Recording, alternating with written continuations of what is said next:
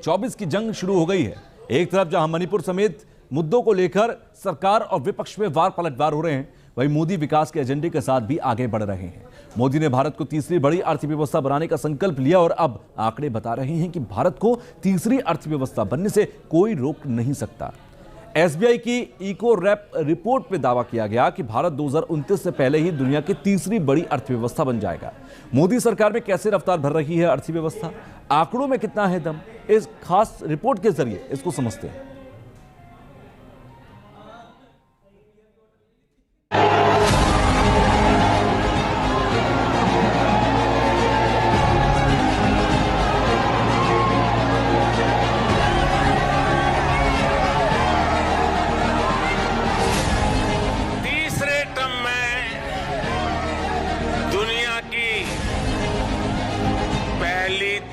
Economies में एक नाम भारत का होगा।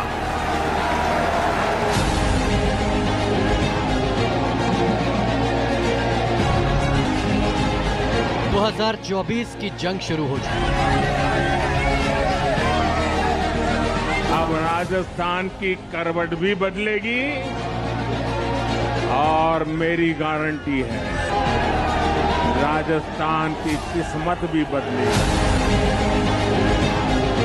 मोदी सरकार जहां हिंदुत्व, यूसीसी, पसमानदा और जातीय समीकरण के सहारे विपक्ष की धार कमजोर करने में जुटी है, वहीं विकास का एजेंडा भी अहम है।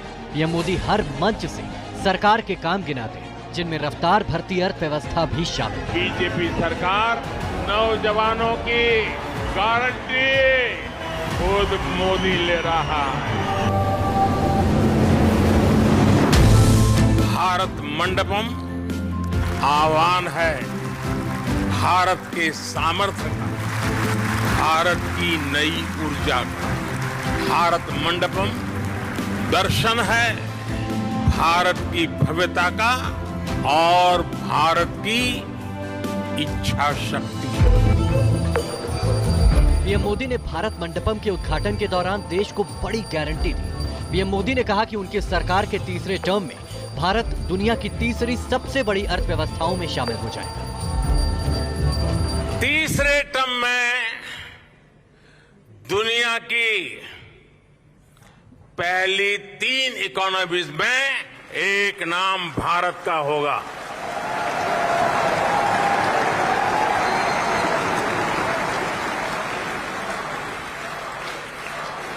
यानी तीसरे टर्म में पहली 3 इकोनॉमी में गर्व के साथ हिंदुस्तान खड़ा होगा। दोस्तों,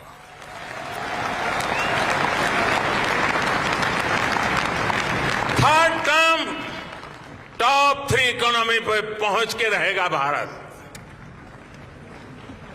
और ये मोदी की गारंटी है।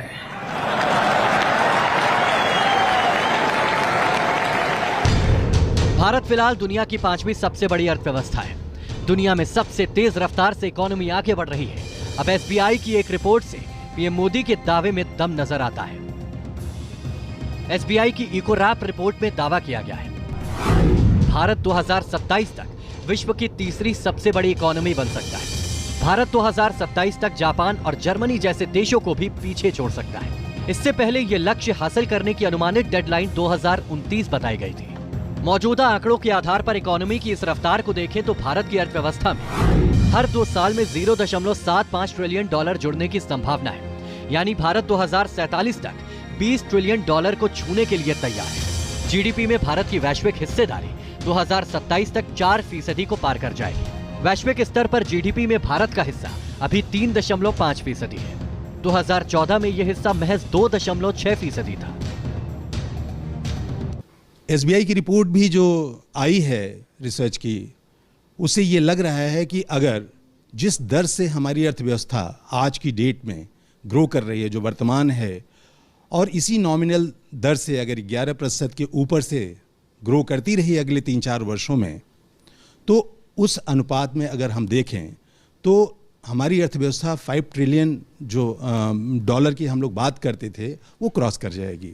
और अगर ऐसा हुआ तो पहली 5 जो बड़ी अर्थव्यवस्था है जिसमें कि जापान और जर्मनी भी है, उसको हम पीछे छोड़ने में कामयाब हो सकते हैं। एसबीआई से पहले अंतर्राष्ट्रीय मुद्रा कोष IMF और वैश्विक वित्तीय फर्म मॉर्गन स्टैनली ने भी अनुमान लगाया था कि भारत 2027 से 2028 तक दुनिया की तीसरी सबसे बड़ी अर्थव्यवस्था बन सकता है। भारत की अर्थव्यवस्था को लेकर पीएम मोदी ने जो दावा किया है उससे कांग्रेस भी इनकार नहीं कर रहे। हालांकि वो श्रेय मोदी सरकार को नहीं देना चाहते। कांग्रेस नेता जयराम रमेश ने ट्वीट कर कहा था कि भारत के दुनिया की तीसरी सबसे बड़ी अर्थव्यवस्था के रूप में उभरने की भविष्यवाणी काफी समय से की जा रही है और ये गारंटीड है, सरकार चाहे कोई भी बनाए। कांग्रेस का अपना दावा है। आंकड़े बताते हैं कि 2014 के बाद से अर्थव्यवस्था ने तेजी से रफ्तार पकड़ी है। भारत 10वीं अर्थव्यवस्था से 5वीं सबसे बड़ी अर्थव्यवस्था बनने में कामयाब रहा। हमारे पहले टर्म की शुरुआत में भारत वर्ल्ड इकोनॉमी में 10वें नंबर पे था। जब मुझे आप लोगों ने काम दिया तो हम अब 10 नंबर ही थे।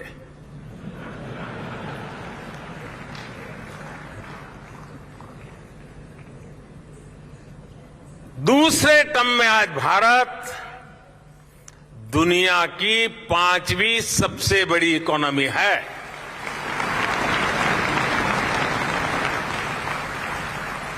और ये ट्रैक रिकॉर्ड के आधार पर, बातों बातों में नहीं, ट्रैक रिकॉर्ड के आधार पर मैं कह रहा हूं। साल 2014 से 2023 के बीच भारत के जीडीपी में कुल 83% की बढ़ोतरी दर्ज की गई। चीन की जीडीपी में 84% की बढ़त दर्ज की गई। अमेरिकी जीडीपी में बढ़त की दर 54% रही। शीर्ष 10 देशों में शामिल कुछ देशों की जीडीपी में बढ़त कम रही या बढ़ी नहीं। मोदी के दावों पर बीजेपी को पूरा भरोसा है। राज्यसभा सांसद प्रोफेसर राकेश सिन्हा का मानना है कि तीसरी बार में भारत की अर्थव्यवस्था अमेरिका को टक्कर देगी। प्रधानमंत्री नरेंद्र मोदी जी ने जो थर्ड टर्म की बात कही है वह आत्मविश्वास है, और वह आत्मविश्वास का स्रोत भारत की वह जनता है, वह 70 से अधिक प्रतिशत जनता है जो सदियों और दशकों से, आज़ादी के बाद दशकों से उपेक्षित रही है। उस उपेक्षित जनता को, जिसे एक ऑब्जेक्ट और सब्जेक्ट के रूप में भारतीय राज्य ट्रीट करती थी, उसे प्रधानमंत्री मोदी जी ने राज्य का स्टेक होल्डर बना दिया। और इसी ऊर्जा कर उन्होंने कहा है कि भारत की अर्थव्यवस्था अब 5वें से तीसरे नंबर पर जाएगी। मुझे तो लगता है कि प्रधानमंत्री नरेंद्र मोदी जी ने बहुत मॉडेस्टी के साथ 3 नंबर पर कहा, हम शायद अमेरिका को टक्कर देने वाली अर्थव्यवस्था बन जाएंगे। एसबीआई की रिपोर्ट के मुताबिक भारत की जीडीपी यानी सकल घरेलू उत्पाद साल 2023 से 2024 में 6.5% रहेगी। चालू वित्त वर्ष की पहली तिमाही में 8.1% रहने का अनुमान है। भारतीय रिजर्व बैंक ने भी वास्तविक जीडीपी वृद्धि दर 6.5% रहने का अनुमान जताया है। जाहिर है, अगर भारतीय जीडीपी मौजूदा औसत 6-7% की दर से भी आगे बढ़ती रहती है तो भी साल 2027 तक जर्मनी और जापान को पीछे छोड़कर दुनिया की तीसरी सबसे बड़ी अर्थव्यवस्था बन जाएगी, क्योंकि जर्मनी और जापान की विकास दर 2.5 और 1.5% ही है। तो अर्थव्यवस्था जो जीडीपी टर्म्स में है, अगर आप देखें 2014 से तुलना करें तो हम लोग 2.6% पूरे ग्लोबल जीडीपी के हिस्सा में हमारी अर्थव्यवस्था थी, जो क्रमशः ऊपर बढ़ती जा रही है, 3.5 तक पहुंच गई है।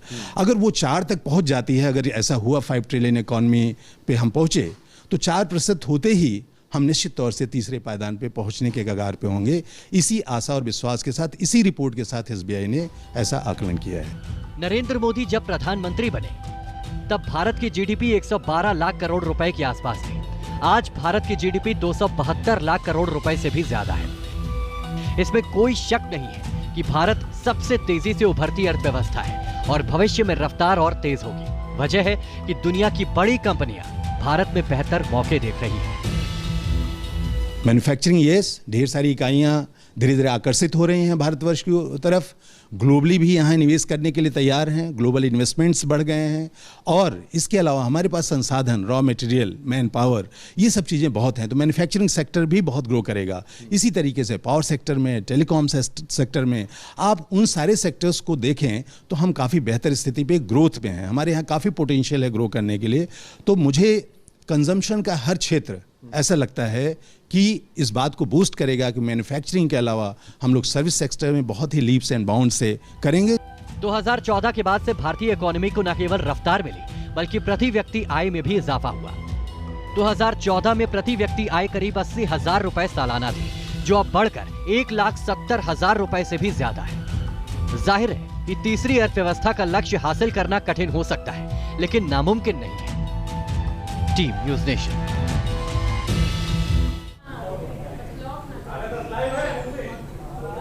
अब हम आपको बताते हैं दुनिया की 5 बड़ी अर्थव्यवस्थाओं के बारे में कि ये कौन सी हैं और कैसे भारत आने वाले समय में इनसे कॉम्पीट करेगा। सबसे पहले मैं आपको वॉल पर लेकर चलता हूं, जहां पर ग्राफिक्स के जरिए मैं आपको समझाता हूं। 5 बड़ी अर्थव्यवस्थाओं में देखें तो सबसे पहले नंबर पर अमेरिका है। लगभग 2203 लाख करोड़ रुपए की अर्थव्यवस्था ये है जिसकी हम बात कर रहे हैं, नंबर 1। उसके बाद आता है चीन, जहां पर 1590 लाख करोड़ रुपए की ये दूसरी बड़ी अर्थव्यवस्था है।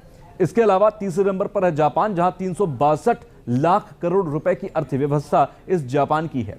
अब अगले चौथे नंबर पर जो अर्थव्यवस्था आती है उसकी हम बात करें तो यह है जर्मनी, जो 352 लाख करोड़ रुपए की अर्थव्यवस्था के साथ चौथे नंबर पर बनी हुई है। और 5वें नंबर पर इस वक्त भारत है, जिसकी अर्थव्यवस्था 307 लाख करोड़ रुपए की है।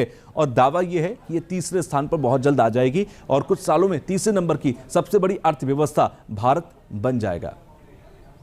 तो ये IMF के जो आंकड़े थे वो हमने आपको बताए। अब बात करते हैं सियासत की। 1 अगस्त को पीएम मोदी और शरद पवार एक साथ मंच साझा करेंगे। लोकमान्य तिलक स्मारक मंदिर ट्रस्ट के सम्मान समारोह में शरद पवार चीफ गेस्ट होंगे और पीएम मोदी को लोकमान्य तिलक पुरस्कार से सम्मानित करेंगे। वैसे तो यह प्राइवेट कार्यक्रम है, लेकिन शरद पवार के मोदी संग मंच साझा करने से इंडिया गठबंधन टेंशन में आ गया है। क्या शरद पवार इस मंच से कोई बड़ा संदेश देने की फिराक में हैं? एक खास रिपोर्ट में आपको समझाते हैं।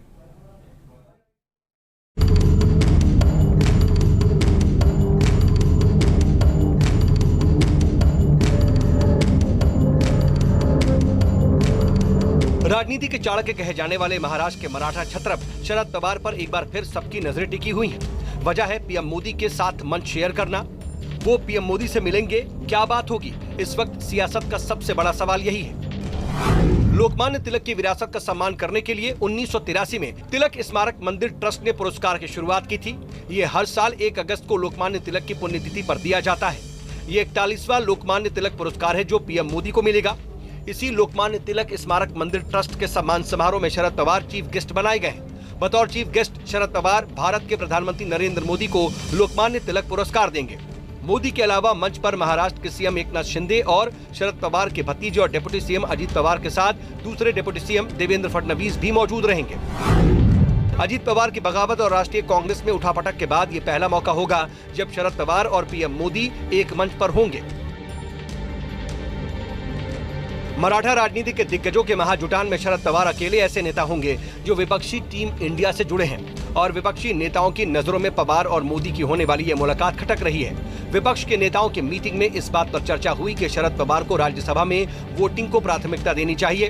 हालांकि शरद पवार की पार्टी के नेताओं का कुछ और ही मानना है। बाकी के पार्टी ने कहने की जरूरत नहीं है, हमारे पार्टी में ही हमने अफेक्ट हुए हैं, लेकिन फिर भी साहब एक स्टेट्समैन है और उन्होंने ही ये प्रोग्राम लेने में जो तिलक स्मारक ट्रस्ट है उनको यानी वॉलंटियर किया था मदद, तो वो उस वजह से उनको जाना पड़ेगा क्योंकि बेसिकली पीएम है, प्राइम मिनिस्टर है इस देश के और उनका रिस्पेक्ट उनके जगह रखना ही चाहिए।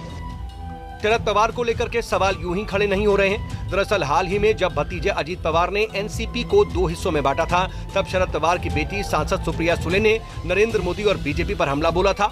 उस वक्त भी शरद पवार बड़ी सफाई से नरेंद्र मोदी की सीधी आलोचना से बचते रहे।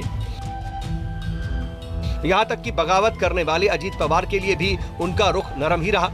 हालांकि बेंगलुरु में हुई विपक्षी एकता की बैठक में शरद पवार शामिल हुए थे, लेकिन मुंबई में होने वाली इंडिया की तीसरी बैठक से पहले लोकमान्य तिलक राष्ट्रीय पुरस्कार समारोह में खेला होने की आशंका ने विपक्ष की टेंशन बढ़ा दी है और सवाल उठ रहे हैं। मसलन, क्या शरद पवार इंडिया के साथ होकर के भी साथ नहीं है? क्या शरद पवार इंडिया के आगे किसी ऑप्शन पर रणनीति बना रहे हैं? और सबसे बड़ा सवाल ये कि क्या पवार का ये कदम इंडिया गठबंधन में दरार की वजह बन सकता है? हालांकि कांग्रेस को भरोसा है कि शरद पवार इंडिया के साथ खड़े हैं। शरद पवार ने अपना स्टैंड बिल्कुल क्लियर कर दिया है कि वो इंडिया के साथ है और तमाम बैठकों का हिस्सा बनकर उनकी पार्टी और वो ये सरकार जो इस समय वर्तमान में चल रही है इस सरकार को उखाड़ फेंकने का संकल्प लिया है। एनसीपी का भी मानना है कि शरद पवार कोई राजनीतिक मंच साझा नहीं कर रहे, इसीलिए सवाल खड़े करना सही नहीं है। तो इसी के साथ एक छोटा सा ब्रेक ले रहे हैं। ब्रेक के बाद भी खबरों का सिलसिला लगातार जारी रहेगा। सामने आया है अंजू का